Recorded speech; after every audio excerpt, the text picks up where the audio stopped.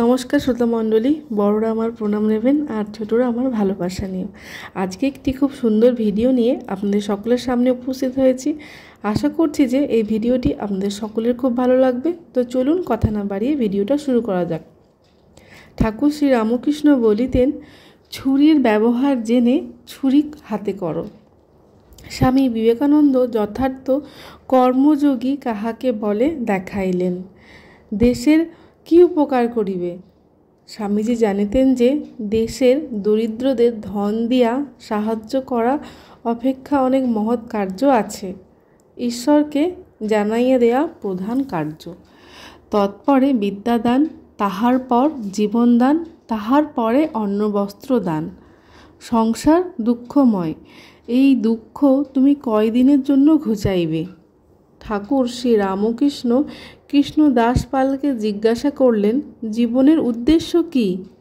কৃষ্ণদাস বলিলেন, আমার মতে জগতের উপকার করা, জগতের দুঃখ দূর করা। ঠাকুর বিরক্ত হইয়া বলিলেন, তোমার ওইরূপ রারুইপুতি বুদ্ধি কেন? জগতের দুঃখ নাশ তুমি করবে? জগৎ কি এতটুকু?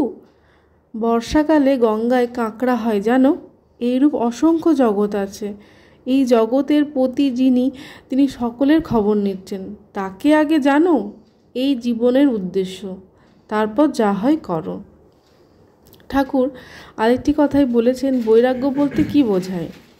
বৈরাগ্য বলতে কি বোঝায় সে কথা বলতে গিয়ে সেই রামকৃষ্ণ বলেছেন যে কেবলমাত্র জগতের বিষয় থেকে মনটি তুলে নেওয়াই বৈরাগ্য নয়, সেই সঙ্গে ঈশ্বরের প্রতি অনুরাগ থাকলেই তবে তা যথার্থ বৈরাগ্য।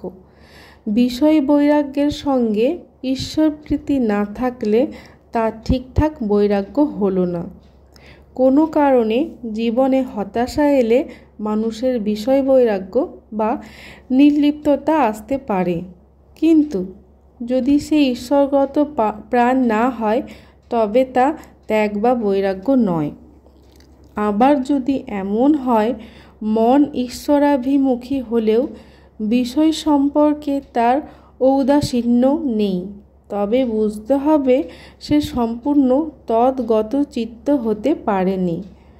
যতটুকু সে বিষয়ের সঙ্গে জড়িত, ঈশ্বরের পথে সেইটুকুও তার বিঘ্ন হয়ে রয়েছে। সুতরাং অনুরাগ ও বৈরাগ্য দুটি একসঙ্গে নিয়ে অগ্রসর হতে হবে। একটি ইতিবাচক, অপরটি নীতিমূলক। ইতিবাচক এই অর্থে যে চিত্ত প্রবাহ একাগ্র লক্ষ্যে একমাত্র ঈশ্বরের দিকে ধাবিত হবে, এবং দ্বিতীয়ত ঈশ্বরের থেকে মনকে বিক্ষিপ্ত করে এমন যে কোনো বিষয়ে তাকে সম্পূর্ণ নির্লিপ্ত হতে হবে। এটাই বৈরাগ্যের প্রকৃত অর্থ। এরই নাম উপরতি। আপাততভাবে উপরতি শব্দটি নিবৃত্তিবোধক হলেও তার অপর দিকটি প্রবৃত্তিমূলক। সেটি হচ্ছে ঈশ্বর অনুরাগ, ঈশ্বরে অনন্যচেতা হওয়া। এই দুটির একত্র সমাবেশ হলেই তা হবে প্রকৃত বৈরাগ্য। তথ্যসূত্র নারদীয় ভক্তিসূত্র, স্বামী ভূতেশানন্দজি মহারাজ, পৃষ্ঠা 57। আশা করছি যে আমার এই ভিডিওটি আপনাদের সকলেরই ভালো লেগেছে। এরকম নিত্য নতুন ভিডিও পেতে প্লিজ আমার চ্যানেলটিকে লাইক, শেয়ার, সাবস্ক্রাইব করে পাশে থাকবেন। আজ এই পর্যন্ত, দেখা হবে নেক্সট ভিডিওতে। জয় ঠাকুর, জয় মা, জয় স্বামীজি।